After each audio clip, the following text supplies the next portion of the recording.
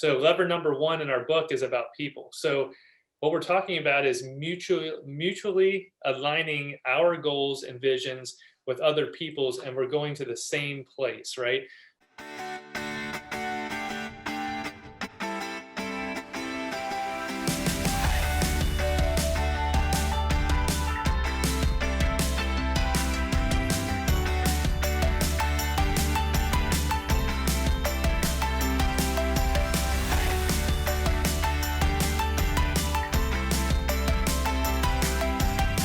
So in my vision is to have 1,000 real estate agents around the world focus together on one kingdom purpose of fulfilling the kingdom of God here on earth through the real estate business.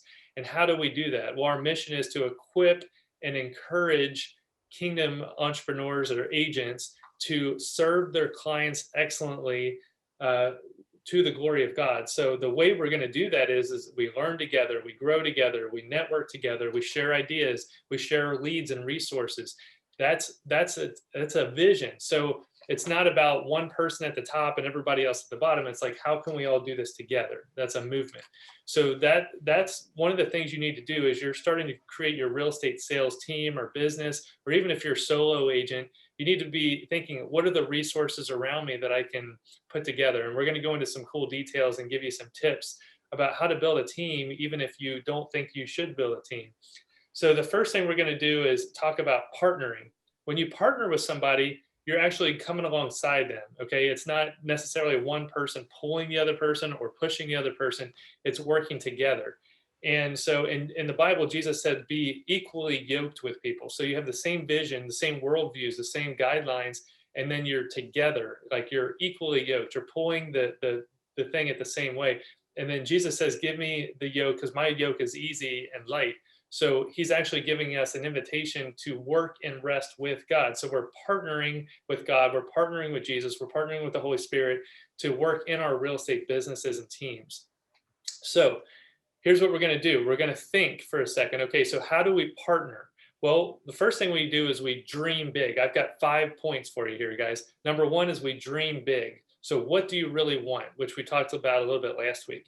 And then two, you set the vision, and that is, how am I going to get this big dream? The third part is the plans. Those are the specific action and time sensitive things we need to do to get there. And then the fourth part is to ask, who do I need to partner with to get there? So we could have these big dreams, goals, visions, but then the next logical question is who do we partner with to get there along our journey? If I said I want to reach 1,000 cities in the United States, but I didn't want to partner with anyone else to do it, I'd say that's probably a pretty impossible task. Would you agree? So aligning and partnering up with like-minded people is what we need to do. And then the last thing, number 5, you show the people you're partnering with 1, 2, and 3, your dream, your vision, and your plans. So this is a pretty simple way to partner with people. You dream, you set the vision, you set the plans, you find your who, and then you show them 1, 2, and 3. So this is kind of a loop that I've learned in my life that's worked. So have you guys ever heard of Walt Disney? Anybody out there? Raise a hands, anybody? So Walt Disney is a kind of famous guy, right? So he did this thing in the 1950s called a vision map. And he literally, if you haven't Googled this, sometime just write a note and go look at it. It's pretty awesome. He actually set a vision for what he thought the Disney company should look like in 50 years. And this is when he was just drawing cartoons, like a Mickey Mouse cartoon. He envisioned a theme park. He envisioned a network. He envisioned music videos. He envisioned comic books. He envisioned merchandise. Like, he literally put this map out there. It looks like, like the planetary systems all connected. And each little box he drew in the movie studios and the TV shows and the characters and the merchandise. People thought he was crazy. But guess what? He was able to attract people into his world with that vision. And so instead of him saying, hey, you want to come and work for me and draw some cartoons? He said, hey, listen, someday I'm going to have a music studio. Someday we're going to have a comic book series. Someday we're going to have merchandising. So when he hired people, he didn't say, hey, do you want to be the janitor? This is going to be your job forever. He said, someday we're going to have this whole division, and I'm going to need someone to run that division. I'm going to need someone to be the CEO of the movie studios. I'm going to be someone to be in charge of licensing products. Like, he set such a big vision that people just gravitated toward him. So, question I would ask you right now is, would you rather have a job where you didn't get paid a lot of money at the beginning, but you knew there was a ton of upside potential and you could really see a big vision? Or would you rather get a good salary or job getting paid, but there was no vision, there was no direction, and you didn't really like where it was going? How many people would choose the big vision job? All day, right? I mean, that's the place to go. And so, and even as real estate agents, like, people want to pigeonhole real estate agents into, hey, you have this job, just go list and sell homes. Hopefully what you're seeing is I'm giving you a much bigger picture than what most real estate agents are. What they're settling for, most agents just listing a few homes, helping a few people buy homes, that is not what I see for you. My vision is much bigger. I see you growing each city in the United States and around the world. You're basically growing your own real estate sales team or organization, or you're basically able to impact your own communities through your real estate business. That's the vision that I'm setting here. So we talked about Disney and what he did. Now let's talk about other roles of people. So we're talking about the lever of people in your life. Okay. So the leverage is super important, but we also need to make sure that we have specific roles and we have specific, sorry, itchy eye here. So we have specific people in our lives that we want to incorporate into our vision. The first one is a spouse or a significant other. So those of you who aren't married, you can think about this in a different way, but if you are married, you're engaged, there's probably someone in your life that's in your life every single day. Before you go out and build this big organization or even this smaller organization, whatever that looks like, I would get that person on board with you. Tell them about your dream, tell them about your vision, tell them about your plans, and say, hey, do you see any things that I should be seeing as blind spots? Like, my wife is great at discernment. So her name is Jessica, and I will say, hey, hon, like, I got this great new idea, or we're going to do this great thing, and she can poke holes in it, and then she can also encourage me. But once she commits to me and says, yes, this is something that you should spend your time and resources on, now she's invested in it with me. She actually gets to experience too in the blessings, and then potentially there are some downsides to starting a new business or a venture, right? So she's going to be along there with me for the good times and bad times, but she was there at the beginning. We talked about the vision, we put a strategy together, and then I incorporated my who, we got everybody together, and then she's like, hey, maybe this needs some tweaking, so you can go back and revisit it.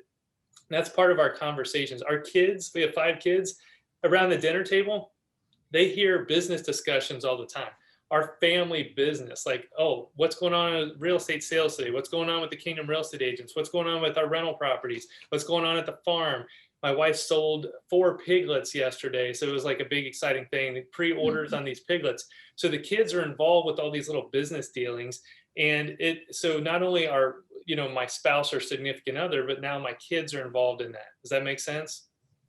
Everybody cool? All right. So the next one is like a best friend or a friend. Like, we all have kind of a battle buddy that we're in life with, and just bouncing those people, your ideas and vision and strategies. And then sometimes those people turn into a prayer partner for you as well.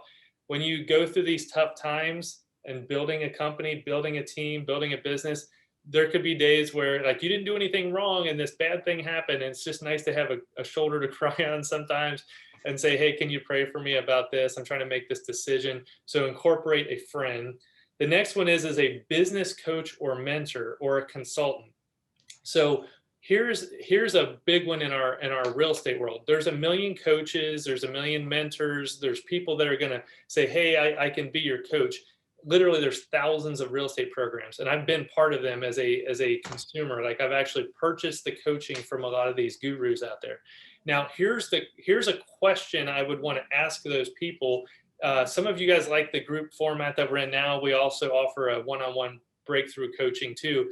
But if you decided to hire like a regular weekly or monthly coach, here's some of the things I would ask them, because even some of our real estate businesses, whatever franchise you're with, they probably have some kind of coaching program or mentor. So I would ask them, is this person going to help you discover what you really want, or are they going to kind of give you this predetermined formula? Like, you got to call this many people a day. You have to use for sale by owners on Monday and expires on Tuesday. Like, are they going to fit you into their kind of plan, or are they going to help you discover what you're good at and what you want? Second thing is get clarity on how to quantify your goals. So it's one thing to say, I want to be successful. It's another thing to say, I want to sell 30 homes this year, and then having that reverse engineer. So make sure you get clarity on how someone's going to actually help you with the goal in a quantifiable way. The third thing is getting clarity on how to achieve it. So there are 1,000 different methods on selling homes, buying homes, etc. Make sure you're getting clarity on the actual how. So what kind of methods has this person used in the past to actually make that happen? The fourth one is you want to make sure that they are encouraging you. So I actually was in a coaching relationship once where I dreaded the phone call every single week. Literally, it was like Thursday at 3 comes along and I'm like, oh, I didn't make enough calls. I didn't do this. Like, they said I should work an open house this weekend, and this happened. And it was like, man, by the time that call came around once a week, I literally was dreading it. And I think I'm just a high achiever personality. And I knew if I didn't check all the boxes that we agreed to together, then I was going to feel like a failure that week. Has anyone ever felt like that on an accountability call? I see some hands. Okay. Yeah. So that's me. So I'm encouraging you right now that you want someone in your life that will encourage you. Like, hey, it's okay. You know what? Everyone makes mistakes. We all have bad weeks. We all have now, if you every single week and every single month, you're always not hitting your goals, then there's probably some other, discussions that need to happen. But you do need someone in your life, especially in that coaching and mentoring role, that can keep you encouraged. And that's why part of that is in our actual DNA of our organization, that we're going to be encouraging each other. And then number 5 is accountability. No one likes accountability, but it is what it is, right? Like, we do need someone in our life to say, hey, how are things looking? Are you on track? Now, it may not be an every week accountability. It could be once a month or once a quarter, but someone should be in your life to actually create some accountability. And that does help us with our actual achievement of the goals. And the last one is you repeat the process and achieve new goals. So once you've completed those first 5 steps, you actually have to kind of start back over again. And it may be a new coach, a new mentor, a new trainer, but you want to basically, or it could be the same person. They helped you achieve, hey, I got to 30 homes a year sales. Now the next goal is 35 homes a year next year. Or now I want a buyer's agent, or whatever that next step is for you. Or it just might be, hey, I just want to do 30 again, but I want to do them at a higher sale price. So your average sale price in your market might be $200,000, and now you want to get it to $300,000. So what kind of activities do I need to do to increase my average sale price? And all these little strategies that I'm throwing out there are going to be part of future groups here as well, as we go into a little bit more specifics. All right, so let's talk about what you do once you have a partner in your world. So you've got, a coach, a mentor, you've got, a spouse or friend. What's kind of the next step for you? Well, you have to actually build a team. Okay. So the most important thing you can do when you're building a team is to identify who comes first and what order are you going to structure. So here's some ideas for you and kind of some things that I've done over the years that have helped people.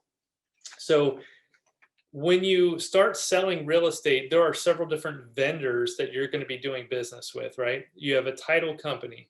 So right from the beginning, I would start reaching out to local title companies. If you don't have one that you love or they've introduced themselves to you, I would start interviewing the title companies, because what's going to happen as you get more and more sales, the clients are going to ask you, what title company do you use? Now, in our market, most deals are, let's say that you're representing a buyer and they are approved with Ruoff Mortgage. Ruoff Mortgage may have their own preferred title company. So there may not be a lot of choice or you giving them a specific person, but they may say, hey, listen, we let the buyer decide here. Well, if the buyer's deciding on the title company, then they're going to usually lean back to you because you're the expert, right? So this is one of your first partnerships that you should make, is aligning yourself with a title company that you like. Now, you may do 10 deals a year, but you only get the option or the opportunity to refer one of those 10 deals to your title company. But the point is that you are going to need that title company. We have a couple title companies in Cincinnati that we use very regularly, and I've partnered with them. I've met with them. I've had lunch with them. We've done events together, and I trust them. And if at any time they stop performing at the level that they are today, I would have a serious conversation with the owner of the title company and say, hey, you and I are partners. We've done a lot of business together. I've sent you lots of real estate transactions. Hey, this person didn't call me back, or hey, someone dropped the ball. I would give that partner an opportunity to make things right. Now, if there consistently is an issue where maybe they're just understaffed or whatever, I may have to go out and find a second or third partner. And that's another tip, is sometimes it is a good idea to have a backup person. So as you start selling more and more real estate, these vendors are going to start coming to you, and they're going to say, hey, Derek, I've noticed you sold 100 houses this year. I know that you probably already have a title company that you do a lot of business with. I'd love to be your backup title company, or I'd like to be number 2 on your list. And so what's going to happen is the more and more sales you do, the more attractive you're going to be, because now you're a lead source for them. Do you see how this thing works? So the good news for you is that as you're building your team, they don't have to be paid employees. I think we think about this like, oh, I'm only doing a couple deals a year. I'm only doing 10 a year. This is how you start building a team today. And what happens is that when someone contacts you and you're a newer agent, you can refer to your team, and it's legit. Like, you're not making anything up. So this is one player on your team. So I'm going to give you several. The next player you need to look at is your lender. So I have a preferred lender that I've been working with for years. I have some other lenders I'm friends with as well as backup lenders, but a mortgage loan officer. Why do we need to have a priority person? Because I trust this person is going to get my buyer through the finish line. I get a lot of buyers that will contact me and say, hey, I've been pre-approved with XYZ Bank. And I say, you know what, that's great. You've been pre-approved with XYZ Bank. I have a preferred lender I've worked with for 15 years, and she's never let me down. We've always gotten the deals closed. And she specializes in purchase financing, not refinances. So what happens is a lot of people go, well, my lender refinanced my mom's home and got her a great rate. That's awesome. It may take 45 or 60 days to go through that loan process. My preferred lender does deals in 30 to 45 days. And she knows all the hurdles in today's market to make sure you get it pre-approved and then get through appraisals and inspections. So that is a vendor that I take very seriously. So I've got my title company and my lender. Now I have a team. Like, if I didn't have anyone else on my team, the Thai group, I'd still have a team, because those people, I rely on them. Does that make sense to everybody? How important that is? Okay, and that person should be able to help you. Like, they should give you leads. So they might get a call in that says, hey, I want to buy a house. Where do I start? And they say, well, great, we're going to get you pre-approved. And then as soon as you're pre-approved, we're going to send you over to Derek to show you some houses. And then someone, usually on Derek's team, a buyer's agent, will actually show that person a house. So you can actually expect to receive referrals back from a good partner as well. All right, our next one is an investor. So as you are building your team, you want to start partnering up with local investors. The number one pushback I get from newer agents is, Derek, why would they use me? I'm a newer agent. Or, hey, I've never really done deals with this person before. What I've learned is that investors are kind of fickle, right? They're going to go to wherever they need to get to. So for example, I am working with one investor, and they've worked with a couple different agents in Cincinnati. Well, they know that I'm really good in Loveland. They know I'm really great in Milford. They know I know Mason really well. They know I know Indian Hill. There's like 4 or 5 neighborhoods I kind of dominate in. Well, they might have a real estate project they're going to flip. Well, are they going to call the guy who only knows the other side of town, or are they going to call, and I've got a relationship with them now, they're going to call me because I know those markets really well? Or they might say to me, Derek, do you have any deals? We're looking to acquire our next investment property. And one of my, that person. So one of my investors might say, hey, Derek, I need a deal like next week. So I can go through my resources. Now, they may have used another agent last week, but this week they need me. So finding investors, know that you may not be their exclusive partner, but they're going to use you, and then you can use them as you need to. Does that make sense? That makes sense? All right. So here's another one here, guys. your photographer. Now, I actually went through a season of selling and buying homes where I was the agent and I would take my own photography. I had a nice digital SLR camera. I spent like $500. I wrote it off as one of my business expenses. It was great. And then I would go around and shoot my own listings. Well, guess what? As good as I could get as a real estate agent shooting homes, I wasn't even close to the rookie level of a real photographer. Okay. I don't care how good my camera was. What I did is I would take an hour to shoot this home. Then I would run back to my office. I'd put the disc in and then I would go on Photoshop and I would try to doctor up all the photos. I'm spending 2, 3 hours to do something that I probably could have paid $125 for and had done really nice. So one of the partners you need right off the beginning is a photographer. So this people leverage that we're wrapping all this into one thing. This is your team.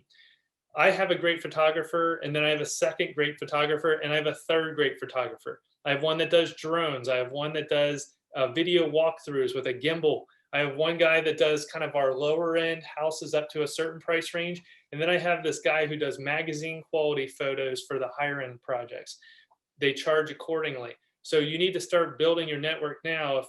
Before you get that listing, that $1 million listing, you got to start thinking, who would I use to create a brochure? Who would I use to put together an awesome photography spread? And is it a magazine quality photo? When I go into a listing appointment, I talk about my team, guys. How impressive is it if I walk in and I say, hey, I do everything. I'm your photographer, I'm your handyman, I'm your home inspector, and I'll build some flyers on my office computer in my basement. How impressive is that in a listing appointment? Not at all. But what if I said, hey guys, when you hire me, which that's an embedded command, hire me. When you hire me, you're going to get my whole team, and I can't wait for you to meet them. Is that a little different of a statement? Yeah. Done, right? So Jeff and I have had those discussions too about not giving your potential client access to your team until you have a signed agreement as well. I've had this happen to me. I've been burned many times. Oh, you want a great contractor? Here you go. You want my photographer? Here you go. And then next thing you know, it's on Zillow for sale by owner, and they've got my photographer that did a great job for them, and I'm completely cut out of the deal. So I'm an abundance-minded person. I like to think that everybody's got each other's best interests in mind.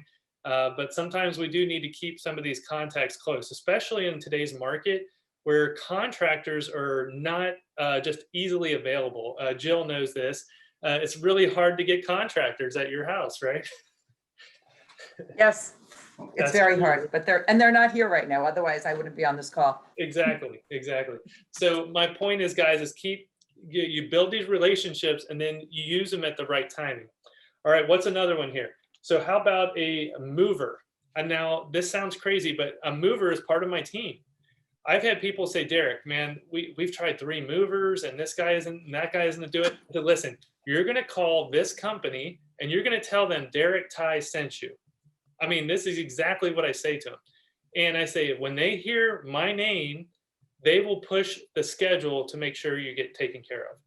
Now, this is a two-way street, guys. Number one, I've sent them a lot of business and they want to keep me happy. And number two, it's a great confirmation to this new client to go, wow, Derek's really well known in town. He must do a lot of business, or there must be something going on there. I don't get a kickback from these guys. Nothing happens other than I am literally, this is part of my team, and they rely on me, I rely on them. We have a two-way street. Do you see how these partnerships work? And how many of these, contractors, vendors, suppliers have we talked about that cost you money per month? How many of them? 0. All right. Everything here I'm giving you guys is all free. These are gold nuggets of free building your team. Let's go for another one. You need an attorney. Okay. So every market's different. So I'm not claiming that I know everything about every market across the country. We have agents in this group from all over the world, basically. So I can't tell you exactly what your local laws are, but in Ohio, an attorney also works in the title agent office. And so what happens is the title company does all the title work, but they usually have like a head attorney or an owner that's an attorney. What I've done over the years is said, hey, If I have a real estate question that is not, like, we are not real estate attorneys, by the way, guys. So just to let you know, if anyone ever asks you, you are not an attorney unless you are an attorney. But most real estate agents are what they call an attorney in fact. That means you're representing a client on a fill in the blank contract. You're not writing contracts. And what's happening is that you're going by something else an attorney is already prepared. Well, when it gets down to complicated legal questions, I never say, oh, I know that. I would say, listen, that sounds like a great question for an attorney. I actually have a guy that I have on retainer, and here's his phone number. Well, how impressive is it for a real estate client to make a 15-minute phone call to an attorney and get something solved really quickly? And it was on my dime. Do it all the time. Guys, start thinking about these relationships now. Okay, here's another one. A roofer. Now, again, these are just going down these little rabbit holes, but this stuff comes up all the time. One of the most common 3 things you're going to hear is I have a problem with my roof, I have a problem with my heating and air conditioning system, or I have some kind of landscaping need. Those are like the 3 things I hear the most common, okay? So I actually have a roofer, a preferred roofer. Someone's like, listen, I'm about to list my house. There's a leak, I think. I better get it. Yes, you need to get that fixed before this listing goes live, and we'll get an inspection for you. Here's my guy. And get it done. Just start making these calls now in your community and find someone that you can trust that you can send business to. I've also gotten this on the other side with the buyers. So you do a home inspection, your buyer gets the house under contract, they do a general home inspection, which that's your other contractor. We're going to talk about is you need a great home inspector. I actually have 3 that I recommend. But one home inspector, he does the general home inspection. He goes, you know what, it looks like the roof might need some work. Well, guess what the very next call is to my preferred roofer, okay? The roofer usually gets out there within 2 business days. And that's just the way it works. So that adds instant value. All right, so let's go on to the home inspector. So I actually have partnerships with 3 different home inspectors, because what I like to do is say, listen, depending on schedules, depending on pricing, depending on whatever, you might like one inspector better after you interview them on the phone. I personally, and also from a liability standpoint, I don't want to send all my business to one inspector and then somehow that inspector butchers up the home inspection. These people want to sue everybody. And now it's like, well, you told me to use this inspector. Well, it's one of the 3 people I recommend. So I would recommend finding 3 qualified home inspectors in your market and making them part of your team. So we actually, I'm going to talk to you about one thing here. It's called a concierge list. So one of the things that we do is that we actually hand a list once they've signed a contract with us. These are all of our preferred vendors and team. So that includes the mover, that includes the home inspectors, it includes the roofer, it includes our favorite electrician, which is another one on the list here, a plumber, heating and air conditioning people, and our landscaper. And then what happens is you're basically saying, this is my team. Now, those people, I would also go back to them and say, who do you know right now that's looking to buy or sell or invest in real estate that I should be talking to? Because you're sending all these people business. Don't let it be a one-way street. They need to, not only do they take care of your clients as part of the reciprocal part of your deal here, but they also should be keeping you in mind for potential other clients. The other thing is if you're building a real estate team, I will ask my vendors, what real estate agents are you working with right now that you really like? And could you refer them to me? Could I call them and say, hey, you referred them? So that's what I've also been doing, is calling my vendors and getting recommendations on great agents that should be working with me on my team. And that's something else that we'll talk about down the road, is actually growing your team that way. So here's another one, guy, a pest guy. I call them pest guys in Cincinnati, whatever you call them, termite, wood boring insect inspectors. I've got a guy who, this has happened to me twice in the last 2 months. We had a VA or an FHA deal and no one ordered the pest inspection. It has to be signed off on for the underwriter. I literally make a call to my pest guy and I'm like, hey, I need a report in 2 hours. He drops everything he is doing, drives across town, does a pest inspection for me on the property, gets me the certified report, and we get it back to the lender so we can still close on time. Do you have a relationship like that in your life? I do. All right, here's another one. Do you have a radon person? So in the Midwest, we have this thing called radon gas. It's like underneath the house, it seeps up. So I would also have a preferred radon gas inspector and or mitigator, someone that can actually fix the problem. Okay, there's a lot of other little ones like structural engineers, people like that, but we're just going over the big ones for today. Okay, so let's just say now that you've hired all these free people. Okay, so all the resources I just gave you, none of those people will cost you a dime. You can build a team literally today. You can start this process. So now when you're ready to start scaling your business, you're like, okay, Derek, who's the first person I should hire? Well, one of the recommendations out there that's really popular is from a book called The Millionaire Real Estate Agent by Gary Keller. It's been out for like 20 years. A lot of people call it the Red Book. Some people call it the Real Estate Bible. But what he did is he created a system by interviewing, I think it was 100 agents that were all earning $1 million a year. And he said, okay, what's the first hire? What's your second hire? And he built like basically 7 levels of selling real estate. But his first recommendation still is pretty true for most people, and that is to get a transaction coordinator or part-time assistant. So a lot of people think the very first hire they should make is go getting a buyer's agent to split leads with, but really effectively for your time and your money, the first hire you really need to make is a transaction coordinator. Most transaction coordinators in different cities and around the country now will do work for around $200 to $250 per deal. And what's great about that is they'll actually make their pay contingent upon the deal closing. So if you're a newer agent and you're like, Derek, I don't have that kind of money just to throw out, or I can't pay someone $25 an hour. Well, you're like, well, listen, I'm going to make, let's just use some raw numbers here. It's a $3,000 commission check you're going to earn after you split with your broker or whatever. $250 is not much money out of $3,000, and it may be the only real expense that you have. That's what we consider a variable expense. It's only charged to you if the deal closes.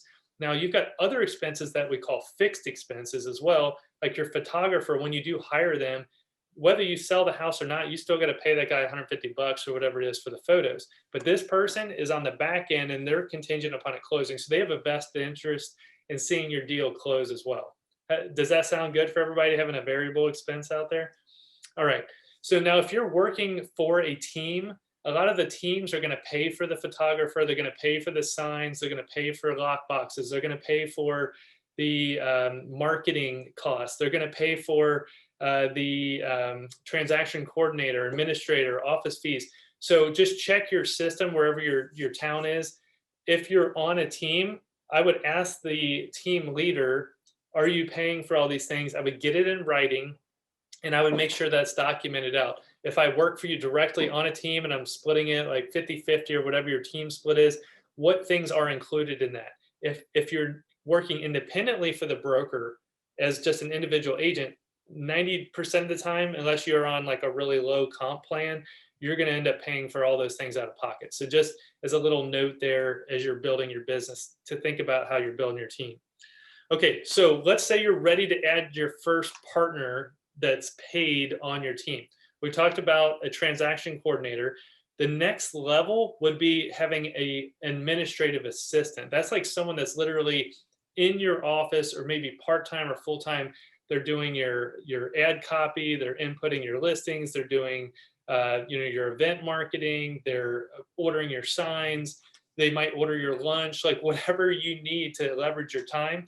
That's where you start needing to get a little bit more strategic about how you're hiring somebody. Because the transaction coordinator, just get a recommendation from someone else in your market that's using one, get the price, use them. There's not really a long-term contract. But when you get into hiring an employee, this is where it gets a little stickier. So I'm going to give you a few tips on hiring your first paid administrative assistant. Okay. Number one, you got to show them that vision, show them the plan of what you're doing, right? Number two, you want to hire slow and fire fast. Have you guys ever heard that phrase before? So it may take you a few interviews to actually see that person. Maybe you interview them in the morning one time and you interview them late afternoon another time. Did their mood change? Is everything good? And then you would also want to do different days. Like, okay, so you might do a Monday and then a Friday. And how is this person? Did they change throughout the week? And then the other thing I would do is I would have a friend, a mentor, a coach, a business advisor, someone in your world that actually could sit down with the person, see if there's any blind spots that you had. You're like, man, we got along so well and we talked all the time and everything's gonna be great. This other person comes in and, man, there's some tragic flaws here. Did you notice this? Did you hear this? Did you sense this? And you're like, man, I didn't catch that at all because we were just in the flow, man. Like I talk too much anyway. So my wife's like, did you actually let the other person talk during the interview? I was like, they seem to really be loving everything, so probably not. So those things happen, guys. So just make sure you got what we call it black hatting or black swan. Like you're trying to find something to kind of, was there something there that I didn't see? Okay. All right. So there's the next piece of advice. When you're hiring somebody, make sure you have a clear job description. Now, what's cool is you can actually Google these things like, job description of a real estate agent assistant. And you can see, oh, wow, this is all the stuff that they're expected to do for another team. You can piece your own together and say, well, I don't really want them to do that for me, but yes, I'd want them to do this. So you want to have a clear job description from day one so that they know when you are hiring somebody, here's exactly what we're going to expect. The next thing is to do a 30, 60, 90 days. So let's say, hey, we're going to hire this person. The next step is you're going to have a 30-day goal, a 60-day goal, and a 90-day goal. Okay, those are benchmarks. Like in 30 days, they should have achieved these competencies, 60 days, these competencies, and by 90 days, they're this competency. So you're going to be doing things for the person a lot during the first 30 days, with the person during the next 30 to 60 days, and they're going to be doing them for you over that last 60 to 90 days. And if they haven't graduated at the end of 90 days and they can do a lot of things independently, then you probably have a escape clause in your contract that just says, hey, this isn't working out. These were clearly defined goals up front, no hard feelings, but things aren't working out. So you either have to put some onus back on yourself. Maybe you didn't train the person, which I've been guilty of 100 times, or it's possible they're just not a great fit for that position. So, but at least you have something in writing up front. Does that make sense? All right. So let's talk about a letter. Okay. Letters are really important. I like to say when we've hired the person, here's the job amount of money per hour. Here's a vacation schedule, like how much vacation you can earn. Here's the amount of money. And then here's that schedule, 30, 60, 90 days. I want everything in a letter up front so there's no misunderstandings. I hear from so many real estate agents that they hired their friend, their sister-in-law. Oh, they're going to be an assistant on my real estate team. Guys, literally like 99% of the time, these things fail. And it a lot of times kills a relationship. So there's a reason why I'm really hammering this down. I've seen it. I've heard about it. Don't let that happen to you. If you're going to get into a business relationship with somebody, make sure you take the professional step and put it in writing, and you document everything out, and you sign a new hire letter. It's just good for everybody. Okay. Is everybody on page with that? Say, I will get a letter signed. So trust me, guys, it's not something you want to mess with there. Knowing that you need to build a team, knowing that you have some steps in order how to build a team, what is it on the horizon for you over the next 30 days?